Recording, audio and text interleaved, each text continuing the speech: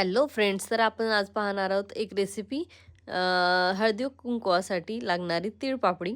तर आपण एका कढईमध्ये 1 टेबलस्पून तूप घेतलेलं आहे आणि त्याच्यामध्ये आपल्याला लागणार आहे 1 वाटी गूळ. तो आपण चांगला मेल्ट करून घ्यायचा आहे. तर नंतर एका काचेच्या प्लेटवरती तूप लावून घेणार आहोत, जेणेकरून ती पापडी खाली चिटकणार नाही आणि लवकर निघेल. नंतर कढईमध्ये पाहणार आहोत की तो गूळ मेल्ट झाला आहे का, आणि त्याच्यामध्ये जोपर्यंत बबल्स येत नाहीत तोपर्यंत आपल्याला तो मेल्ट करून घ्यायचा आहे. पाहतो आता पातळ तर झाला आहे, पण त्याच्यामध्ये बबल्स नाही आहेत आणखीन.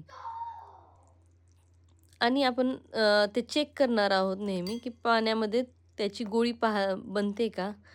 तो गोळी बनल्यानंतर तो असा क्रंची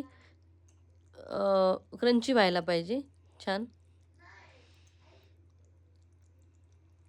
नाही, आणखीन नाही झालेला. तर आपण त्याच्यामध्ये बेकिंग पावडर टाकणार आहोत. नंतर त्याचे असे बबल्स तयार होतील आणि नंतर तो छान बॉईल झाल्यानंतर तो पाण्यामध्ये टाकून पाहायचा आहे. नंतर नंतर त्याचे छान असे क्रंची तुकडे होतील.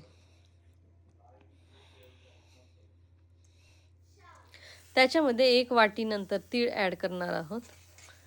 ते दोन्ही गूळ आणि तीळ छान एकत्र मिक्स करून घेणार आहोत आणि हे मिश्रण आपण त्या काचेच्या प्लेटवरती काढून घेणार आहोत.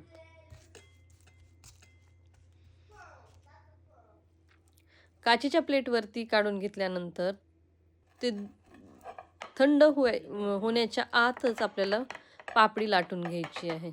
जास्त वेळ थांबल्यास ते पापडी नाही तयार होणार. तर अशी छान पापडी पातळ होऊन जाते. तुम्ही पाहू शकता की अशी छान पातळ पापडी लाटल्यानंतर जेव्हा ती थंड होते तेव्हा आपण काढतो तर त्याचे असे क्रंची तुकडे तयार होतात. पहा, असे पातळ खूपच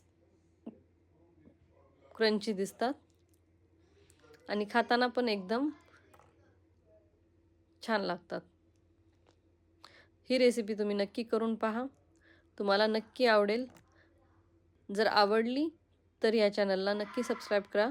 तर भेटूया आपण लवकरच. बाय.